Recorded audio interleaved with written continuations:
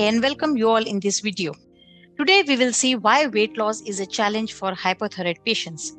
Hypothyroidism is a condition where our thyroid glands do not produce enough hormones. The production of hormones is below normal. Now, these are the hormones produced by the thyroid glands. It includes TSH, also called thyroid stimulating hormone. It is secreted by the pituitary gland, the master gland present in our brain, depending on the level of thyroid hormones required by the body.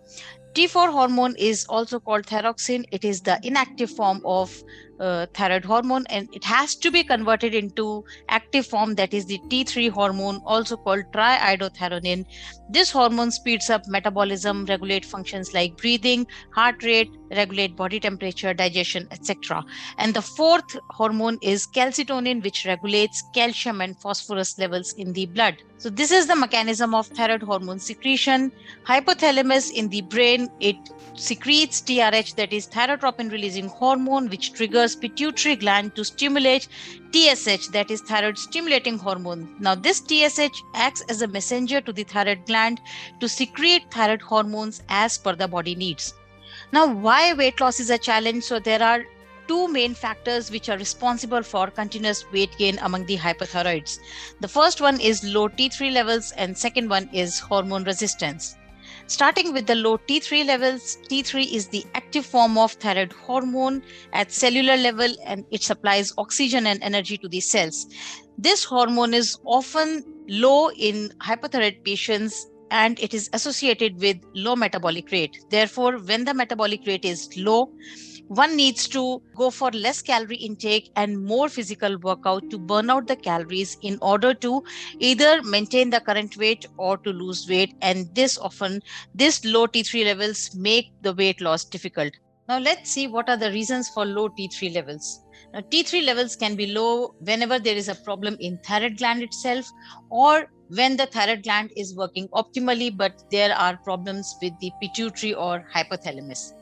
Then iodine is required for the production of thyroid hormones, and when there is inadequate dietary intake of iodine, that results in low T3 levels. The fourth reason is weak liver, because liver is the organ where 80% of conversion of T4 into T3 takes place, and when this liver is weak, this conversion is affected, resulting in low T3 levels. Then weak adrenals. When the adrenals are weak, it results in low TSH secretion, that in turn results in low thyroid hormones production and also low T3 levels. When there are overactive ovaries and also during pregnancy, there is excessive production of estrogen that leads to estrogen dominance. And when there is estrogen dominance, it not only blocks the thyroid gland, but it also affects the conversion of T4 into T3 hormone, that results in low T3 levels. The next reason is decreased bile secretion. A good bile lubricates the colon and it relieves constipation. It also allows the conversion of T4 into T3 hormones and aids in digestion. Now, when the gallbladder is sluggish or when it is removed in some cases, it results in constipation, which weakens the liver due to increased load of detoxification. And when the liver is weak, the conversion of T4 into T3 is affected.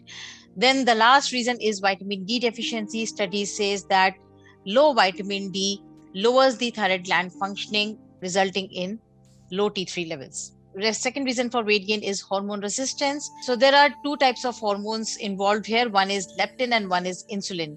So leptin is the hormone which is secreted by the fat cells. It suppresses hunger and it signals fullness in the brain. Now, when we eat food and our stomach gets full, leptin is secreted, which tells the hypothalamus about the satiety and signals our brain signals that we should stop eating.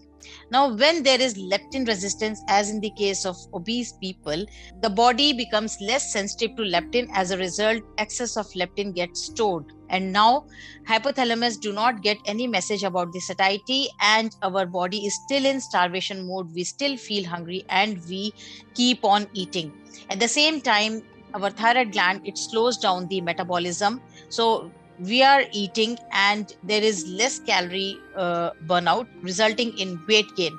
Now, when there is weight gain, more fat cells are produced, and since fat cells produce leptin, so more leptin is also produced, and this will in turn again result in leptin resistance, and the cycle continues.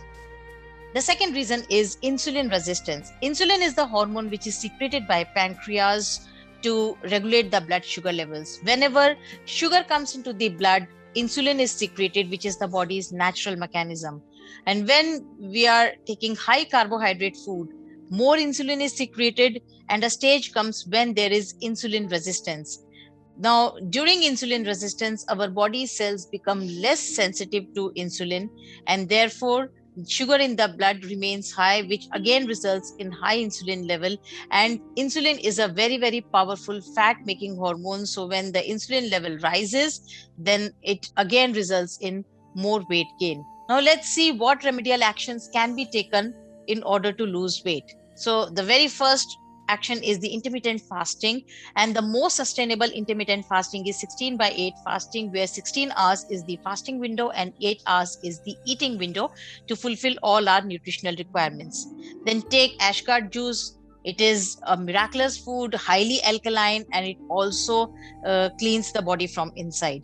Heal your gut by taking living and fresh foods like fruits and vegetables. Also eat easily digestible foods. It is not only necessary to eat the foods which are high in nutrients, but also it is important that we should eat whatever our body can digest, because undigested food is again a toxin for our body. Take omega-3 fatty acids like chia seeds, flax seeds, Brazil nuts, almonds, jaggery, that is good.